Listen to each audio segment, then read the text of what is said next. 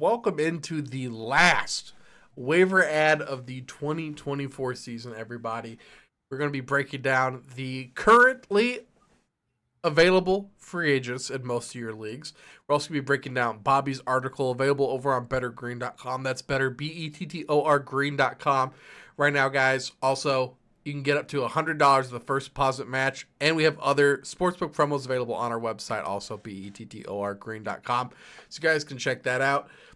There's a couple really good promos going on right now. With the holiday season coming around, everybody needs a little extra cash flow. So make sure you guys check that out. Bobby, I got home. I started working on the meme recap. I just filmed the intentional lounging episodes, and now we're live. I'm starving half to death. I missed out on dinner, missed out on bedtime, but we're going to finish this episode strong, man. Week 13. Crazy to be here. Any recap from all these lives we've been doing, articles related, fantasy football related in general, just recapping kind of the year, anything you want to get out there? I mean, if y'all had been paying attention on Twitter, following me, Better and Green, GM Report, everybody affiliated with Better and Green, you'd probably be in a lot better position than you might be finding yourself in currently. If you're doing bad, well, there's always next year, and now you know. So better late than never to have found this prestigious channel. Let's just say that. And if you are already doing well and you're already locked into a playoff spot, for example, let us know how we helped. Let us know what you got from this, how this has helped, what we could do better, how we could improve, things you'd like to see for the future, etc. But I mean, if you'd been following my Twitter, especially, I've been talking to the GM Report a lot about this. You would have been ahead of the game on so much. Aaron Rodgers ain't in on shit this year. Even my abuela knows that. July 18th, I posted that. Guess what? Aaron Rodgers ain't on shit this year, next year, SpongeBob voice, and the next one, and the next, and the next. Will Levis left for dead, finishes season as a non-overrated Josh Allen, July 24th this year. Maybe. Still really close. Achilles ruins Cousins and Rodgers both. Week 5, Rodgers has an AB style breakdown. And not as early, but we're getting close. So Jaleel McLaughlin, Rosa Parks' grandson, won't get up from the bench. Pretty much. That man's still sitting down somewhere. That's true. One of my personal favorites, Jonathan Brooks, is going to disappoint a lot of people this season. Todd Gurley's the exception, not the rule, July 25th. My personal favorite, July 29th, dark horse teams I think will perform a lot better this year in the NFL. Arizona Cardinals, Pittsburgh Steelers, the Tennessee Titans, the Miami Dolphins. So there's a lot that's out there, and it's just my humble opinion after all that we put out at Better and Green and all that we do. The vast majority of what we put out is better than any big market influencer, big market channel, whatever you want to call it. We are light years ahead of them. And even at week 13, I'm still seeing some, let's just say, no signs of intelligent life in the fantasy football community. I'll just put it as nicely as I can, because I'm going to start getting complaints for cyberbullying and, start getting my account probably throttled if I keep doing this. So, yeah. It feels good to have hit on so many. Let's talk about the guys that you have written about in your article for this week. We're going to be talking about the Week 13 waiver ads of the week. Bobby, number 1, tight end, Noah Gray. He has been a guy that Chiefs have had for a long time, I believe 3 or 4 years, and he has really kind of worked his way into this offense. He's been the, 1A, 1B to Travis Kelce, but Kelce just gets a lot of the volume, but Noah Gray's been on the field a lot. Now Noah Gray's starting to see some of that, some of those snaps and targets that Kelce was seeing. We definitely saw that last week, and people that just watched, if you're just watching last week, then you see that and you're like, wow, okay, this could just be a one-off. But if you watch all the games, Noah Gray's been getting more and more involved in this offense. I do like this pick a lot. You want to talk about Noah Gray a little bit more? Noah Gray's just a better Travis Kelsey. Oh. He's the younger, hotter, more athletic version of Travis Kelsey. Travis Kelsey is a washed up, dried up old raisin Oh my about to god. turn into a prune. No, I'm just kidding. Uh, it's hard to say, right? Because while I do thoroughly believe that, Travis Kelsey, maybe if they win the Super Bowl, might possibly come back for 1 year. He's really on borrowed time because especially if they win another bowl, what does he have left? What does he have left to prove? What else does he have left to accomplish? How else can he cement his legacy? He's dating one of the biggest pop stars in the entire world. He doesn't, need money. What else will there be to prove? What's his motivation? What lights his fire, especially now that his brother's already retired? So, I mean, Noah Gray, it's going to be hard to trust Chiefs pass catchers. It always is. They spread the ball around way too much, way too much. But I mean, if you need a tight end, I said this whole time this week, this is going to be some nasty work. It's going to be brutal, but these are guys who are available, in the 12-team league that we're in, and so if they're available on our 12 teamer, they're probably available in other people's 12 teamers. So if you need a tight end, you could do a lot worse than Noah Gray. Like you said, it's not really a one off. I mean, yes, he is kind of touchdown dependent. His 22 points last week against Carolina were propped up by two tutties. I mean, week 11, he had 18 points. He's averaging about 6.27 and a half PPR. He blanked you in week 9, but other than week 9, that's like the biggest disappointment he's put up since week 2. So, I mean, pretty stable guy. Now his floor is decent. The ceiling's there. You really can't go wrong with Noah Gray. I mean, he's 25, only 3 years of experience. Maybe he does get a bigger role if Kelsey leaves. I don't know. But, I mean, for right now, he's a great fill in. And, you know, we're deep in the league. We're deep in the trenches here. You probably got a lot of injuries. Probably have some guys you're looking to move off your roster that just haven't panned out after acquiring them, whether it's through trades, through the waiver. Most people have trades that have now closed out, so the waiver is really your only option. So Noah Graves, not the worst thing out. I like it, man. But I like this next pick a lot too because I was just reading it. Really good stat you got here. David Moore, wide receiver for the Carolina Panthers. He's been playing over 80% of snaps since week 8. I did not know that. Yeah. Yeah, over 80% of snaps, hasn't dipped below 82 in week 8 was his lowest percentage. 82, 87, 83, 94 season high this past week against Kansas City since Jalen Coker was out. Since Johnson left, I mean, Thielen's back. Obviously, Thielen's going to be able to, take some targets himself. Thielen's usually not available right now in most leagues, especially these deep leagues. He's been kept on IR by guys like in our 12 teamer. He was never let go.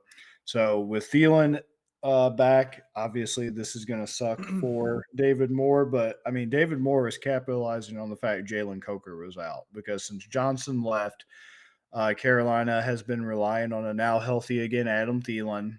They've been relying on Xavier Leggett. Jalen Coker's been in there, but since Coker was out, David Moore took his place.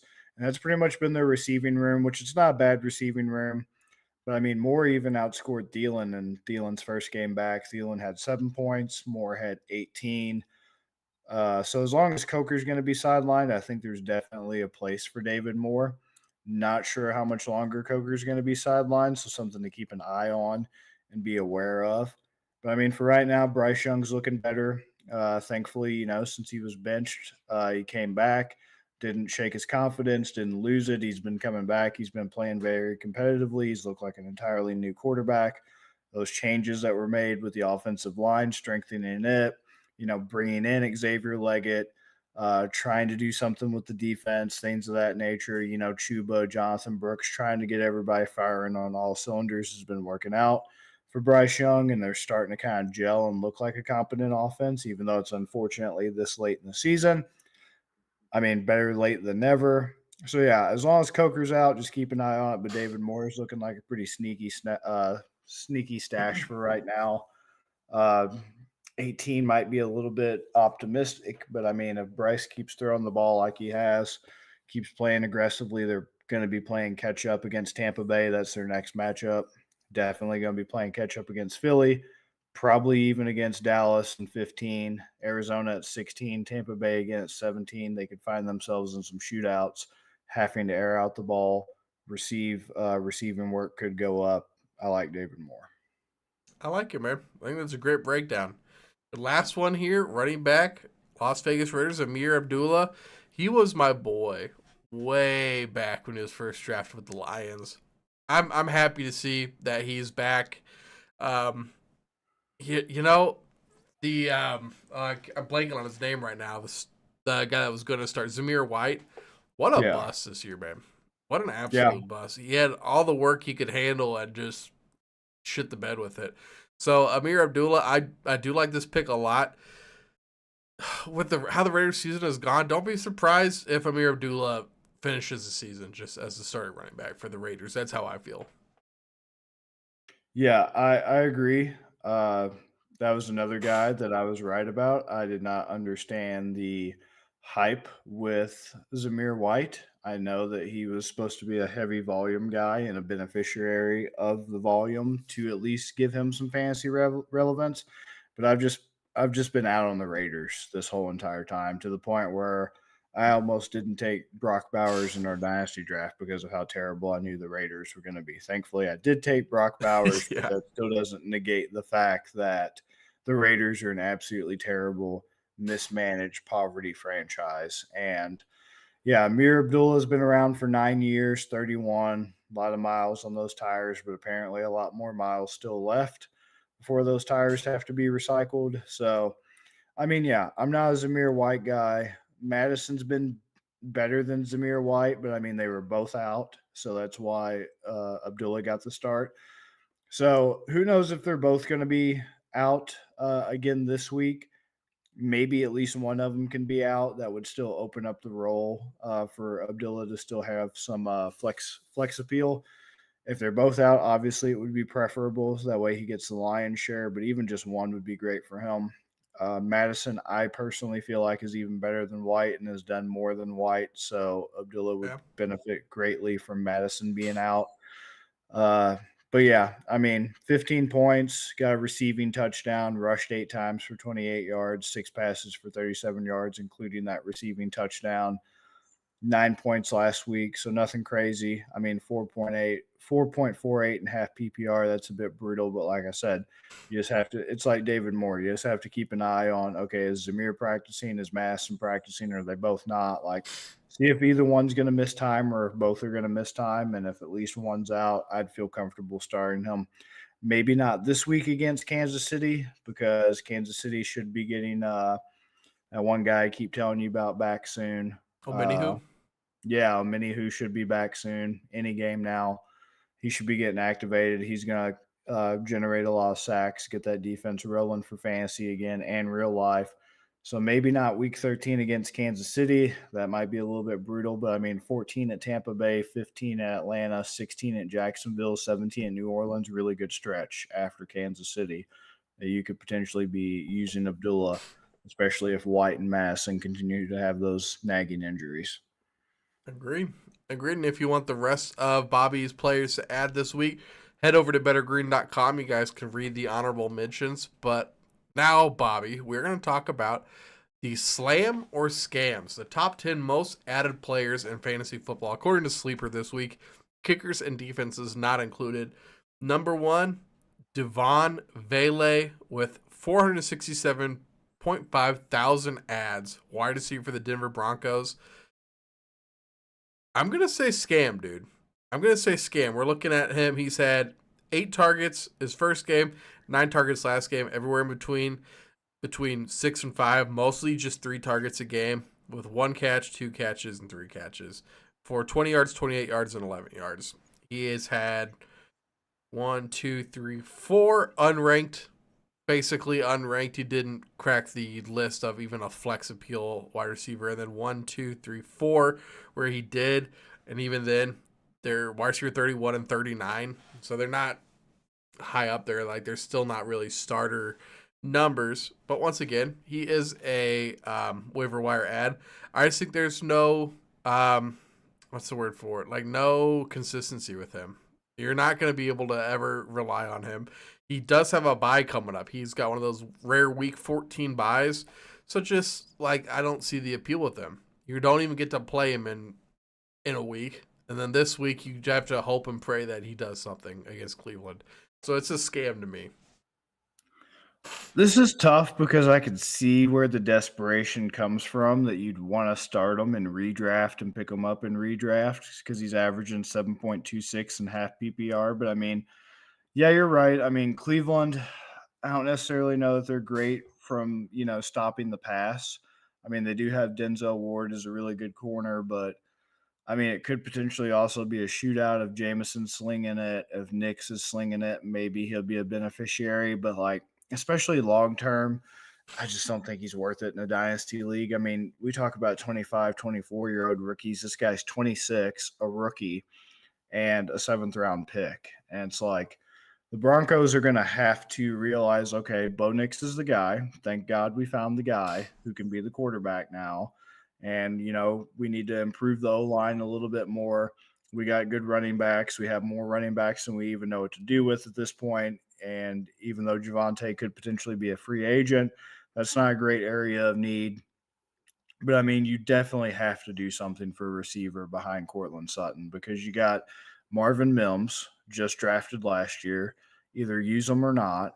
And then you got Troy Franklin just drafted this year, use him or not. And then you got Valet. It's like you got to have somebody behind Cortland Sutton or start using Mims and Franklin more because those guys are also very young. One's only in his second year, one's in his first year. I really thought Franklin would have more to offer. Already having that connection with Nix from Oregon, I don't know what's going on, but I just don't think Valet is going to be a long-term answer to the Broncos. Definitely not worth a hold in Dynasty. And like you said, I mean, Week 14 is coming up. I mean, I'm going to be screwed on quarterbacks for Week 14, but that's different. That's Lamar Jackson and Bo Nix. I mean, obviously, I'm not going to drop them or whatever. I knew that was coming. I have my answer for that, but why even pick up a guy like Valet knowing that you probably won't even – you're for sure not going to be able to play him in 14, and you're not going to – you know what I mean? He's not worth holding through the bye. Like Lamar and Bo Nix are obviously worth holding through the bye, and I already have answers for them not being in the lineup. But Valet, you're already going to be picking this dude up just to potentially drop to have an answer, Right. Yeah, I agree 100%. Number 2 most added player, 435.5 thousand ads, running back for the Chargers, Gus Edwards. Try to keep this one moving, man. I'm going to say slam, J.K. Dobbins injured, throw Edwards in the lineup, man. Yeah, I should have held him. Don't know how he's available. No. Over 400,000 leagues. That's crazy. Hey, look, number 3, 158.8 thousand ads, tied it for the Kansas City Chiefs, Noah Gray. Slam. Yeah, slam. Talked about him. That's why you guys got to get on at 7. How about number 4? Shocking. 114.5 thousand ads. I don't know if you're seeing what I'm seeing. Wide receiver for the Minnesota Vikings, Jordan Addison. He's you're available? dropping the guy averaging 11.12 and half PPR. Yep, just drop him. Just fucking drop him. Y'all wild for that. You guys are wild for that. Okay, this is an interesting one. Nick Westbrook Akine is number 5, 104.7 thousand ads.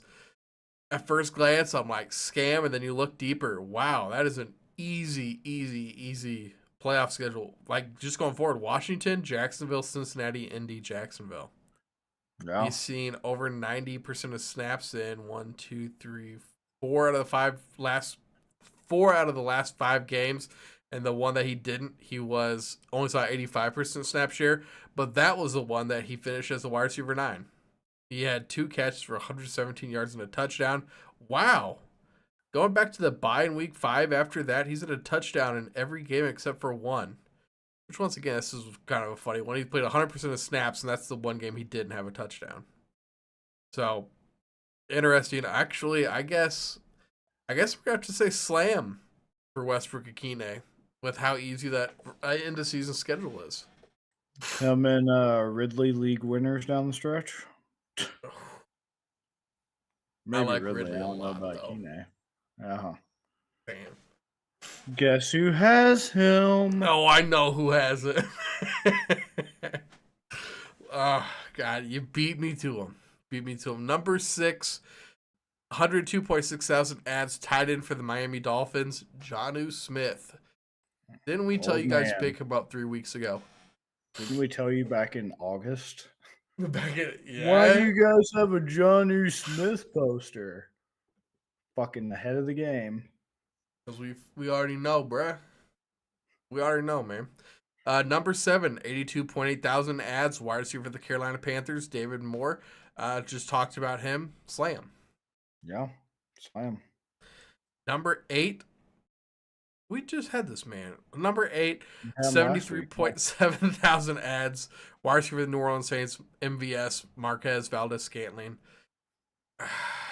I mean, I guess I'm going to say slam just for the amount of volume I think he's going to see. I was Like, gonna what's say his last name's week you out? said slam, yeah. Yeah. Alave's still out. Olave's still out. I know Shahid's out for the rest of the season. That's what I was initially thinking. Yeah, Shahid's out for the season. Olave, I just saw an article that said he's still on IR in good spirits. So, That's yeah. wild. All right, number 9, 72.5 thousand ads, quarterback, tight end, New Orleans Saints, Taysom Hill.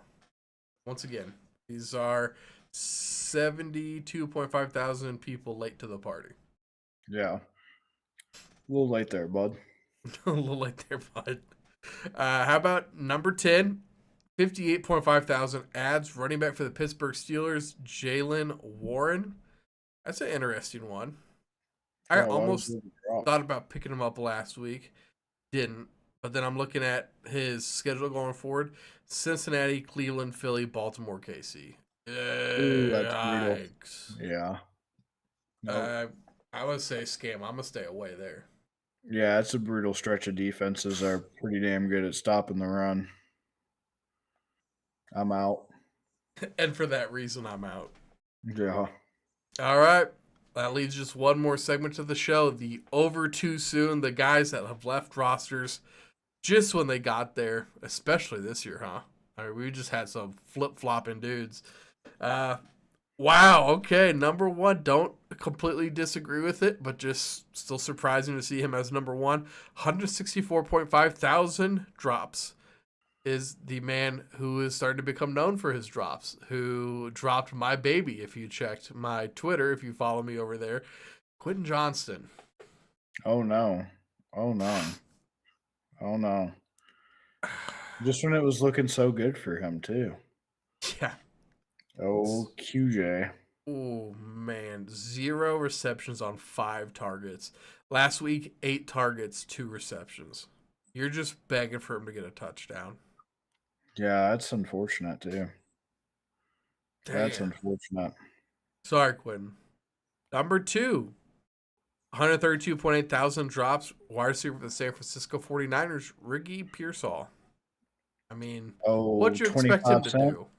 Oh, yeah, exactly. I was trying to think of a joke. That's exactly what I was like 25 wanting to cent? go. 25 cent. I'm okay. This dude is playing with like the Disney Channel quarterback right now. Like Yeah, they're Brandon injured. Why are you Allen. dropping him now? Oh, dumbass. Oh, Oh, oh, poophead. old dumbass boy. Number 3, 78.3 thousand drops, running back for the Chicago Bears, Rashawn Johnson. Almost like you and me called him as a scam just a few weeks ago when he was one of the most added. Right. And he's got a brutal stretch of defenses. Detroit, San Francisco, Minnesota. Minnesota has been exceptional at stopping the run. Detroit, and maybe Detroit won't be since Anzalone's gone, but still, man, I don't want to play Detroit twice. I damn sure don't want to play Minnesota or San Francisco. And then 17, Seattle's been stopping the run. So brutal stretch of defenses, and he's not even the number one guy. Not even the number one guy. Number 4 is quarterback for the San Francisco 49ers, 74.1 thousand drops. Brandon Allen, like, okay, that one's justified. If he's hurt and he was already bad when he was healthy, yeah, you can drop him. Right. Yeah, I don't want Brandon Allen. Mm-mm. No, thank you. Number 5, 70,000 drops, Deontay Johnson. Another one Why I is really. he out there doing cardio? Why? Why did they even trade for him? Why? Who fucking cares? Poop from a butt. That's what he is. Motherfucker's sitting there as a fucking. I'm sick of it. I'm sick of it. They got their little monocle on. They got a little pipe with a notebook, a little quill, a little desk lamp. Ugh.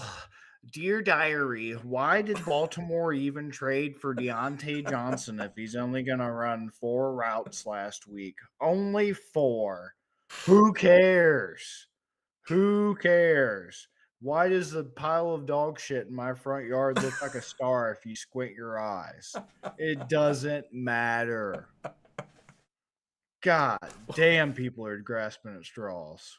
That is the best breakdown I think I could have possibly heard for that. I'm sorry, man, but I'm sick of it. I'm You're sick right, of though. You're right to be sick of it. shit. Let's talk about this number 6 most drop player. 60.9 thousand drops. Dylan Laub? This man was Oh, the other rostered on back. 60,000 rosters, running back for the Vegas Raiders. Yeah, that other guy. He had some noise in training camp. I think he's the rookie they got. Y'all are smoking crack rocks. 0. Mhm. He has played in 2% of snaps. Oh, no. No way. No Just look way. at what he's averaging per game. Bro. Bro, he played 2% of snaps, and it looks like he had 1 rush for a fumble, a -2 points. He's -2 on the season.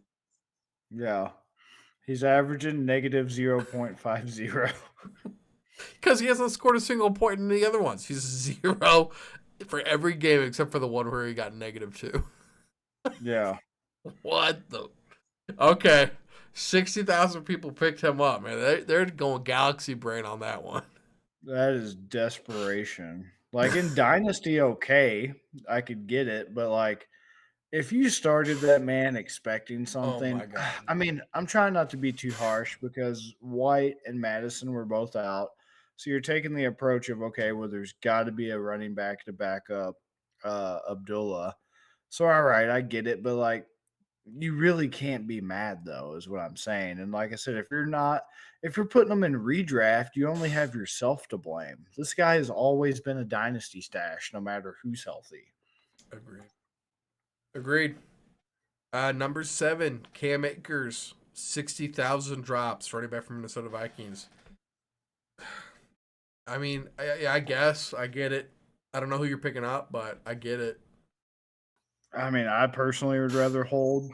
I'm Agreed. still holding on to him because it's like Aaron Jones. Anything can happen between now and week 17. Mm-hmm. So,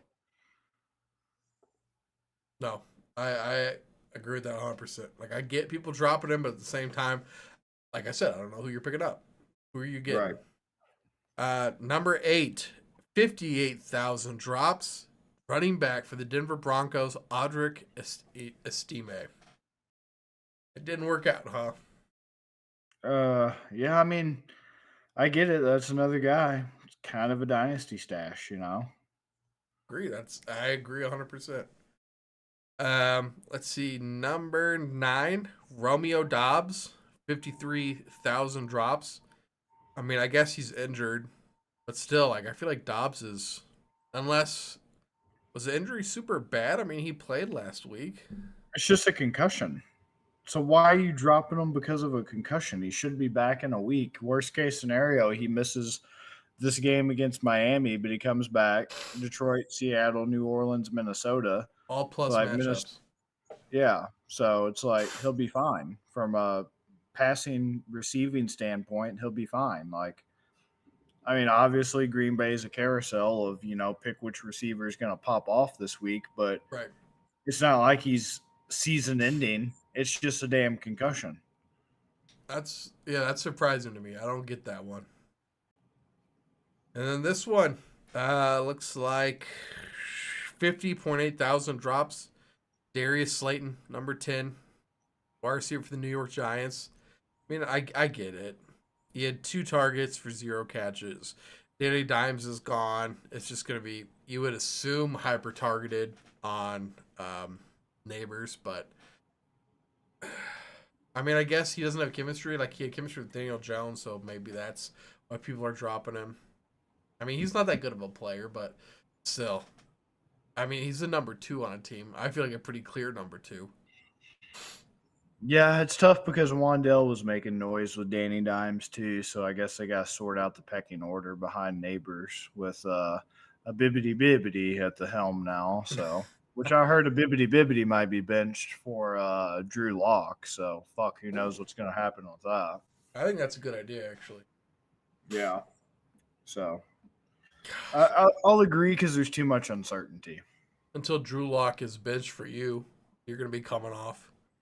Dude, I'll do that little Tommy DeVito celebration Baker Mayfield mocked. That shit was fire, dog. Did you see Yeah, that? that's good, man. That was good. Otario.